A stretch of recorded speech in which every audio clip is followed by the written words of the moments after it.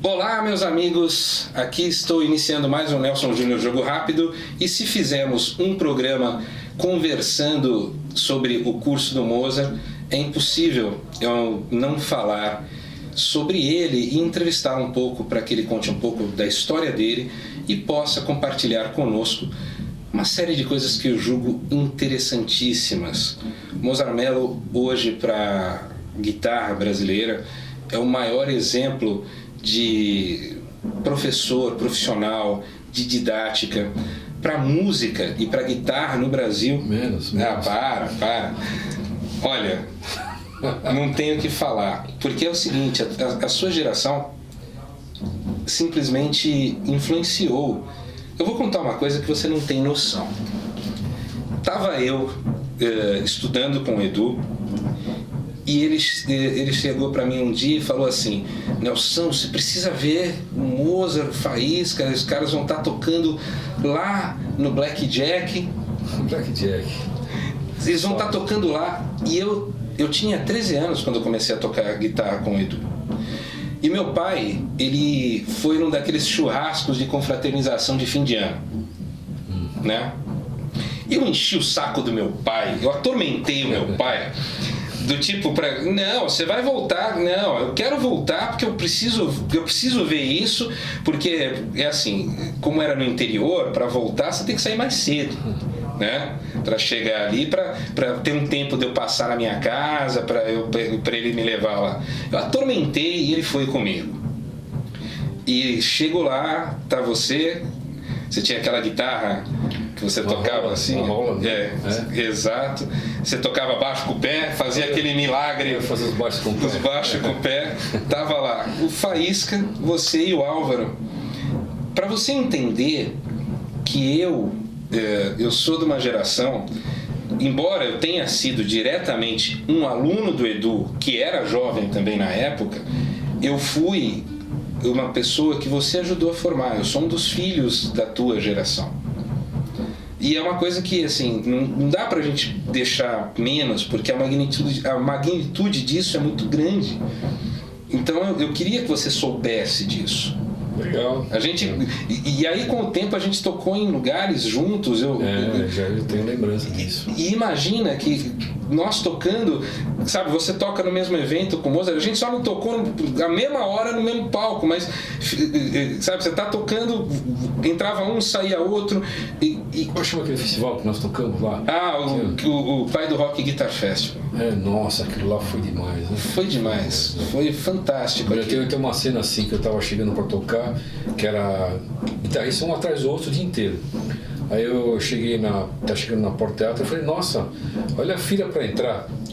Daí a pessoa falou assim, não é fila para entrar, é essas pessoas que não conseguiram entrar lá dentro, né? Então é um negócio lotado para ver um bando de maluco tocando guitarra, inteiro, né? Tocando guitarra. Saudade desse planeta, né? Poxa, anos 80 foi para mim o auge de ter contato com coisas fantásticas. Você foi o pioneiro nas videoaulas, você foi o pioneiro em um monte de coisas.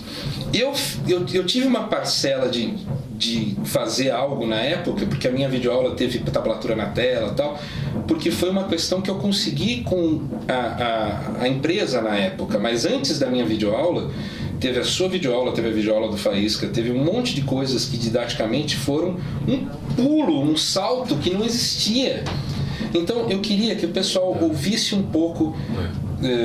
Mozart, é assim, eu não estou falando para eles e falando para você para fazer média, porque a gente se conhece há tempo suficiente. Faz sentido. É sério, a minha admiração por você, pelo que você fez pela música e pelo que você faz pela música e pelo que você representou na minha vida, é essa. E eu tenho que falar com a minha humildade, independente disso, porque hoje em dia falta humildade. Você tem um aluno que no dia seguinte o cara fala que foi autodidata. Tem umas coisas assim, né? Nós estamos vivendo um outro momento. Tem que entender, né?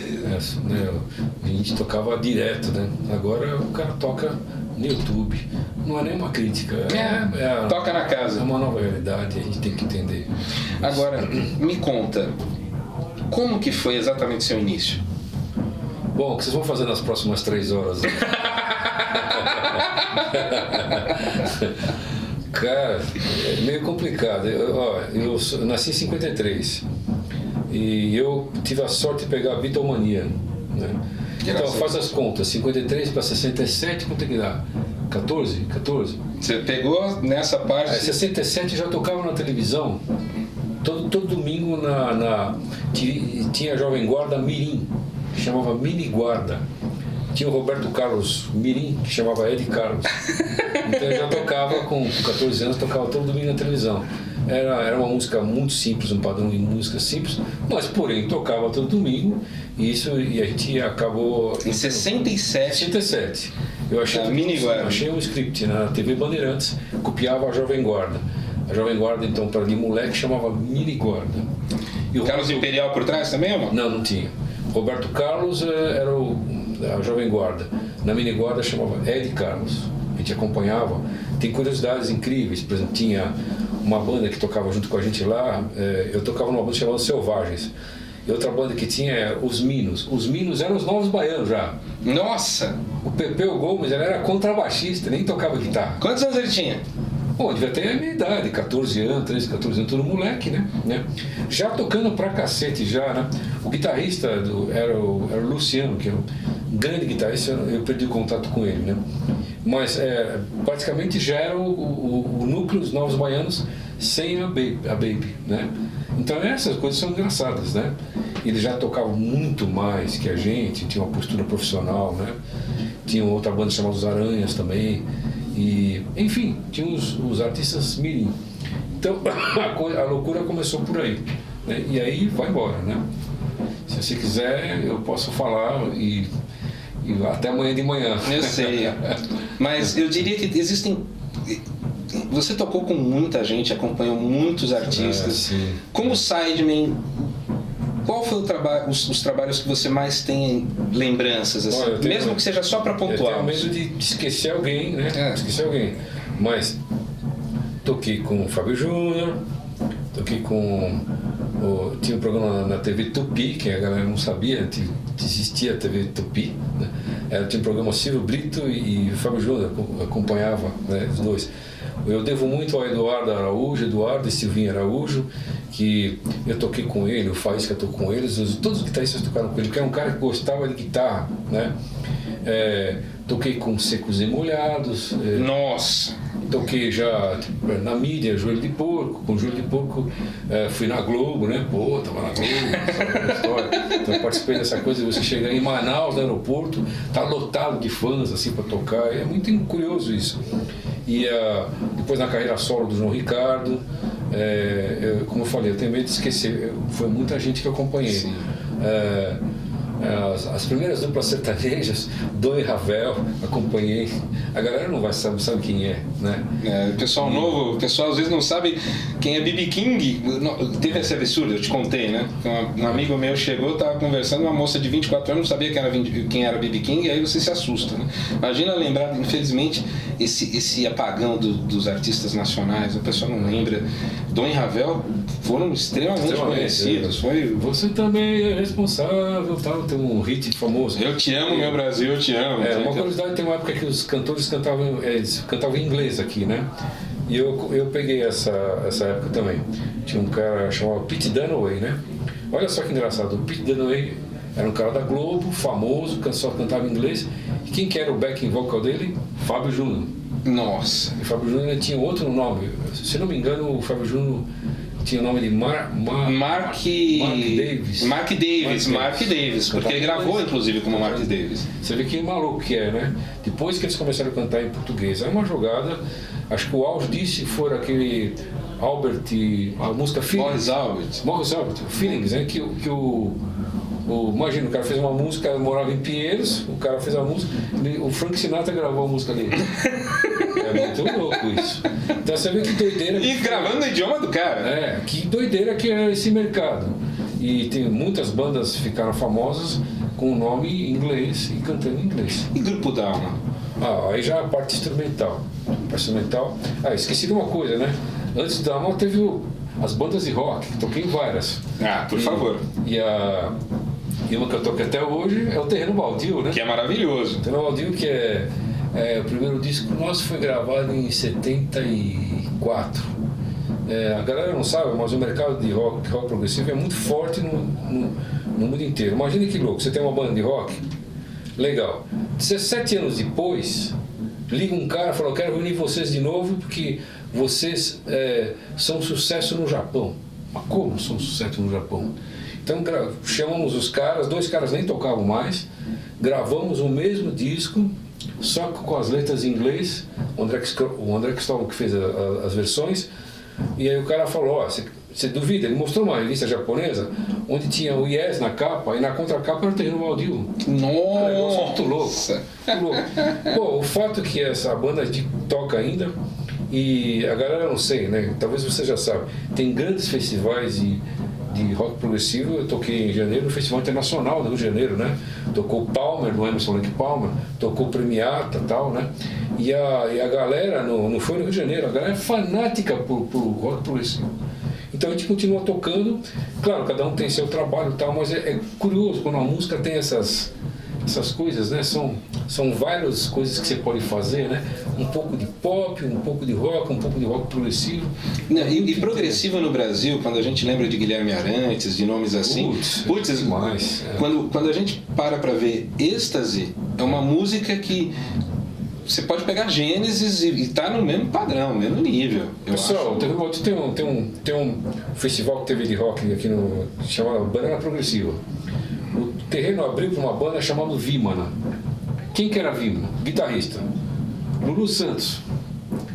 Quem que era o cantor e flautista? Rich. Quem que era o baterista? O Lobão. É muito louco isso. E ambos tiveram suas carreiras, né? Então, o que eu falei, as ramificações são muito curiosas, né? E a banda top sempre foi, né, desde a época, eram os Mutantes, né?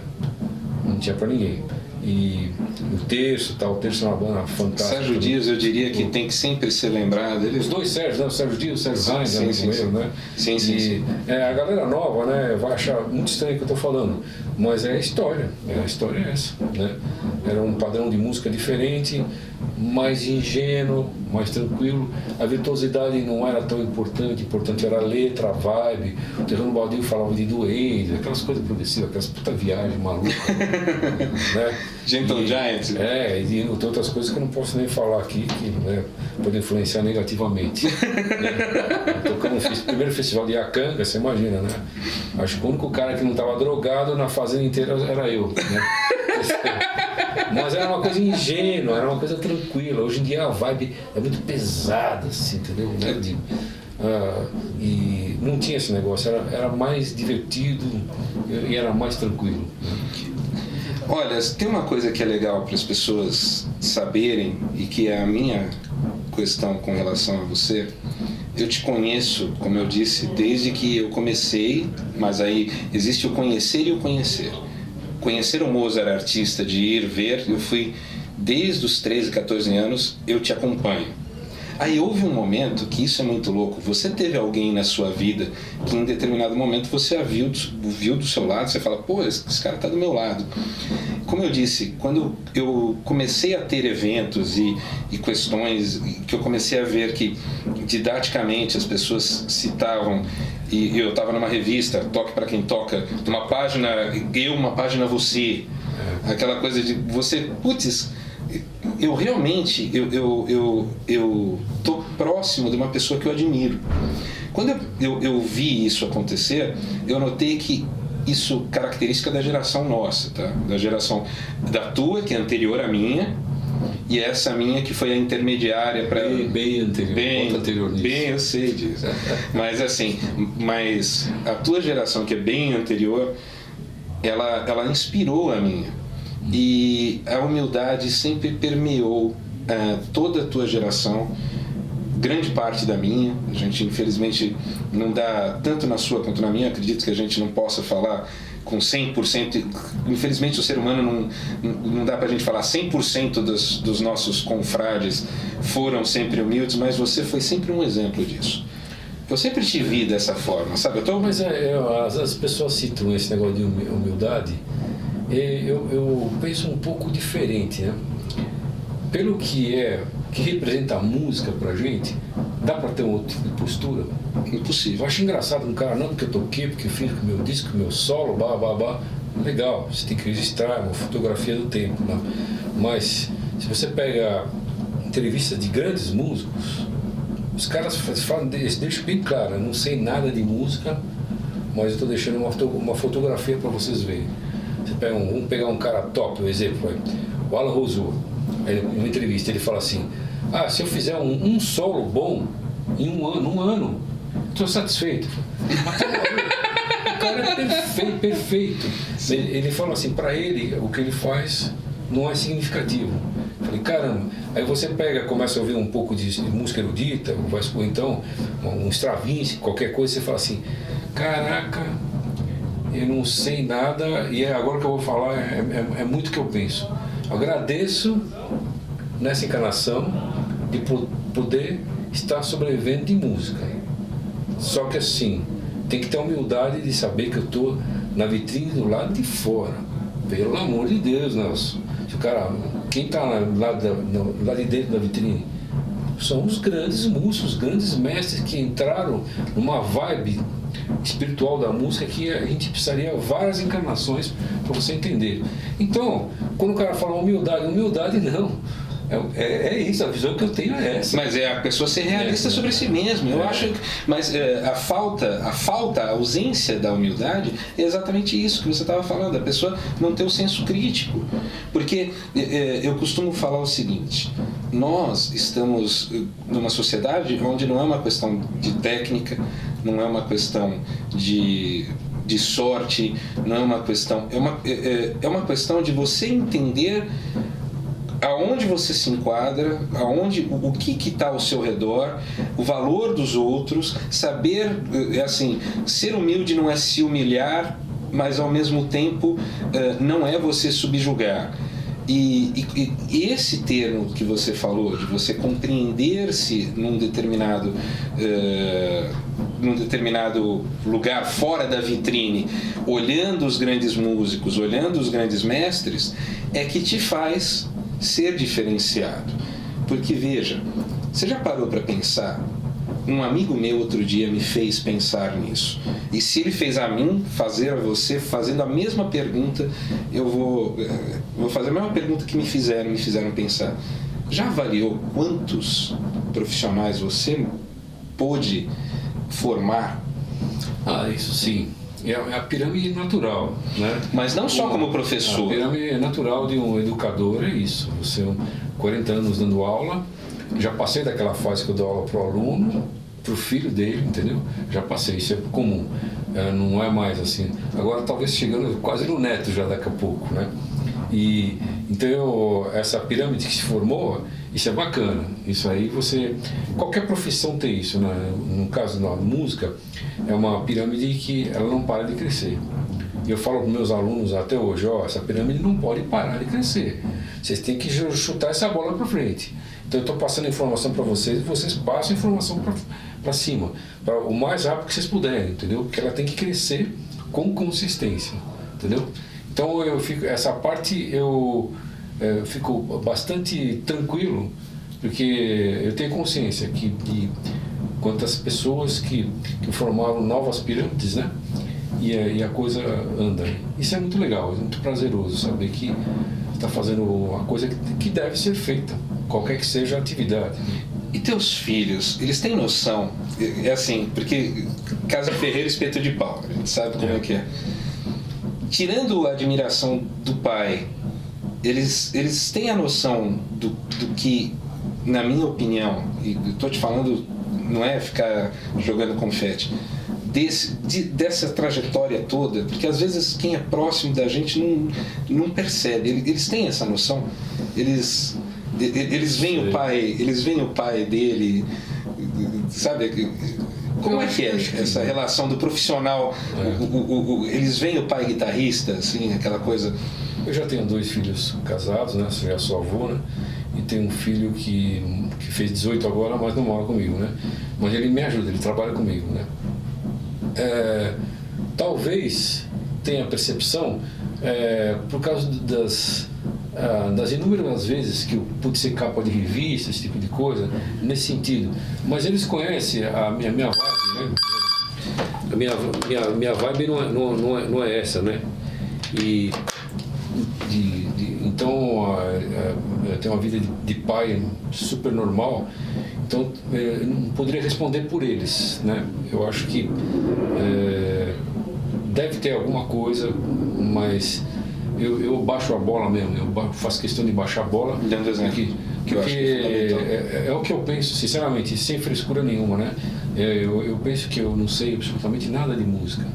E a pessoa fala, você está com frescura, não é o que eu penso, né? Talvez quando vocês chegarem na minha idade, 6.3, vocês vão pensar como eu penso, falando, nossa, agora, com 63 anos, seria a hora de você estudar de verdade. Agora eu entendi como é que é a bagagem. Mas eu falo para meus alunos, para mim não dá mais, agora vocês têm que fazer isso. Para mim não dá. Porque agora eu falo, caramba, agora eu entendi que muitas voltas, perde-se muito tempo no estudo, você pode falar, não, é isso aqui que eu vou fazer, focar em frente. Então isso aí agora eu tenho essa visão que eu não tinha, né? Dos discos, dos trabalhos, dos teus trabalhos. Eu me lembro que você teve algumas coisas, teve algum trabalho com o Albino que você gravou? Sim, na parte de música instrumental tem uma vivência muito grande, né? Que você mesmo citou o Trio Dalma. O Trio Dalma, por exemplo, é curioso falar isso para vocês também. Três violões, né? O fato de ter 3 violões e ser acústico, era eletroacústico, mas a pegada era acústica. Ele abre portas, né? Então, em todos os teatros municipais que você pode imaginar aqui no Brasil tocamos, né? E festivais fora do país também, né? A guitarra, a gente não conseguia essa penetração. Por exemplo, você tocar com uma orquestra, ou você fazer uma trilha para uma novela, nós fizemos, entendeu? Especial para televisão com João Bosco, especial com César Camargo Mariano. E o violão tem essas portas que abrem. A guitarra existe aí um pouco de certo preconceito, né? Não, a guitarra é coisa de roqueiro, tal. As pessoas não têm a compreensão da dimensão da guitarra, né? Até onde ela pode chegar. Aqui no Brasil teve aquela marcha contra a guitarra elétrica, teve um monte de baboseira. Então, nessa pegada de música instrumental, aí tiveram muitas coisas. E eu eu vou falar uma brincadeira, mas quando as pessoas perguntam para mim, qual o estilo que você toca guitarra? Eu falo, meu estilo é roqueiro fracassado. Porque a gente, na verdade, a gente ama o rock, né? Sim. Mas as coisas andaram para outro caminho. Então, eu pude desovar um pouco isso com o Albino. A gente fizemos um trabalho de guitarra, de bateria, o resto eu sequenciei tudo. Eu tinha um equipamento fantástico da Roland, que eu não tenho mais. Eu sequenciava tocando, né? Em tempo real, né? Infelizmente não tem mais essas coisas. Um dia você tem que ficar teclando. Eu fazia tudo tocando, era muito fácil de fazer as trilhas, né? E isso está registrado, né? Tem em CD e em DVD. Eu acho que você não tem, né? Os meus CD de 40 anos, né? Não. Eu lancei um CD de 40 anos com todas essas coisas que nós estamos falando. Eu me lembro que da vez que eu conversei naquele workshop da primeira da Guitar Player aqui no festival, que a gente até comentou lá, naquele dia a gente comentou que você estava já coletando materiais. Porque tem muito material que precisa desovar. Sim. Então... Coisas gravadas na época que você nem deve lembrar, né? Você nem imagina que tem nesse CD, tem 96 faixas. Vixe! Então, você vai ter eu e o Faísca fazendo duelo dentro de um bar. Tem terreno audível, tem eu tocando ao vivo com o Albino, eu tocando com... tem faixa que tem o Diogo Patitude fazendo baixo. Nossa! Entendeu? Então, com Pixinga, com todos os meus amigos, por isso que não é uma coisa que você pode comercializar, não teria como pagar esses direitos. Tem uma parte de estudos, né? E tem uma parte também de playbacks interessantes, que eu falei, eu vou deixar para quem quiser usar, né? Por isso que deu essa quantidade de faixas absurda.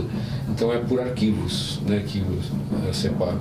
E isso aí eu chamo de coletânea 1, né? Porque você tem lá em casa, né? Você deve ter umas milhares de músicas. O próximo eu quero fazer é a coletânea de vídeo. Não sei como eu vou compactar tanto vídeo, né? Deve ter algum formato hoje em dia. Tinha uma época nessa que eu tocava Two Hands, né? Tem um show inteiro de 2 mãos. Olha aquilo lá e falei, cara, mas pode falar? Não devia estar comendo ninguém. Para fazer aquelas coisas lá é um trabalho danado, né? Uma encrenca danada, né? Então tem um show inteiro. Imagina, gravado dentro de uma escola que era do Sandro Reich, né? Eu lembro disso. Eu lembro das gravações, porque assim, era uma época que tudo que se fazia era... Aqui em São Paulo a gente fazia caravana se alguém comprava uma Fender. No mercado musical a gente queria ver, né? Porque naquela época não era qualquer um que tinha um instrumento importado. Anos 80 que foi que começou o boom, né? Então quando tinha alguma coisa nos anos 80 e 90 que era diferente, a gente corria atrás. A abertura que vocês têm com a importadora, de vocês, porque aquelas frescurinhas de fórum de mimimi de que o amplificador valvulado tal, não sei o que lá, a gente não tinha nada disso. A galera não sabe, mas eu sou de uma geração, 67, falando que formava fila na porta de casa para ver um captador Fender. Tinha uma guitarra Bagger nacional, era uma ótima aquelas guitarras. Coloquei um amplificador Fender. Os caras, nossa, cara, vamos na casa do cara, o cara tem um captador Fender. Palheta, para você conseguir palheta era impossível. Tocava com barbatana de camisa. Nossa! Você pergunta pro Faís que ele vai confirmar isso. Não. Você tem onde ia comprar palheta? Não tinha onde comprar. Comprar corda, tinha que pegar a misinha, a Si, era uma misinha para poder dar bend. Não, aquela história a bolinha, né? Você pegar a bolinha do negócio e tentar emendar de novo, porque... Eu brinco, né, que quando eu comecei a tirar a Led Zeppelin, né, o dia que encontrar com o Jimmy Page, eu vou cobrar dele várias misinhas e várias Cis, né? Ele fez eu arrebentar, que eu não sabia que ele dava um bend aqui e puxava aqui depois, né? E a gente fazia na mão, não tinha recurso de nenhum visual para você saber. Muitos anos depois que começaram a aparecer, hoje em dia no YouTube é uma maravilha, né? Tudo que eu vi agora está disponível lá para você ver, né? O Gentle Giant está lá, se você quiser ver, está lá, né? É muito louco. E o que você acha disso, pegando esse gancho? As pessoas têm acesso muito fácil às coisas e ao mesmo tempo parece que elas desvalorizam as coisas. Eu me lembro que a gente economizava para comprar um disco, cara. A gente economizava e a gente digeria, a gente degustava aquele disco. Não tem dúvida. Aí hoje em dia eu estava vendo, é comum o pessoal chegar em box para mim e falar assim: nossa, o que você está ouvindo e tal. Aí você aconselha, por exemplo, banda tal. Você dá o nome de uma banda. Aí, você já ouviu? O cara, não. Mas eu tenho a discografia toda que eu baixei outro dia. Aí você... O cara tem a discografia, ele baixou e nem sequer se deu o trabalho de ouvir. E aí, as pessoas elas fazem isso. Parece que o trabalho não tem um valor. A pessoa não degusta a música. Ela gosta de ver música e é tudo muito hábil. Mas, Nelson, não podemos culpá-los, né? É uma nova geração, o planeta está sofrendo uma transformação muito grande, nós já conversamos sobre isso. Sim. E eu não posso exigir que um menino que venha estudar comigo, ele não conheça a Hendrix. O que ele pode fazer? Ele não conhece. É verdade. Acontece assim, essa técnica aqui é de um cara chamado de Van Halen. Van Halen, quem é esse cara? Sabe, a piada que a gente conta entre a gente assim: professor, sabia que o Paul McCartney teve uma banda? Isso é bem um clássico, né? Essa eu não tinha ouvido ainda. É uma banda, parece que Beatles, alguma coisa assim. A banda, sim. O cara não teve acesso, vai fazer o quê? Então, hoje em dia, só que agora o acesso é muita coisa, é muita informação. Né? Como você falou, chegava o disco do LED 1, a gente ia para casa do Juba lá, e ficava escutando... Quem que era a turminha que você ouvia essas coisas? Na Pompeia, né? Mas quem que era? Quem que era a turma? O Juba, que é hoje em dia é o baterista da Blitz, né? O Vander Tafo, né? O João Ascensão, que foi o baixista do Terno Baldio, o Beto. Era uma turma grande, porque na Pompeia era o berço do rock. Quem não sabe, o berço do rock em São Paulo, na Pompeia. Tinha o Made in Brasil, tinha os Mutantes, muita coisa acontecia. Então, quando você conseguia... era uma coisa cerimonial. Puta, chegou o LED, botava lá, e até outro dia de manhã, escutando de novo. Começou essa história com a gente, com o Cream, né? Pra quem não sabe, o Cream é a banda do Clapton. Que o Eric Clapton, ele saiu do Cream, né? E eu vou falar um negócio que todo mundo vai ficar muito bravo, mas eu vou falar. Vocês me desculpem, mas é a visão de um cara, de um velho de 63. Você quer ver o Clapton tocando? Ouça Goodbye Cream.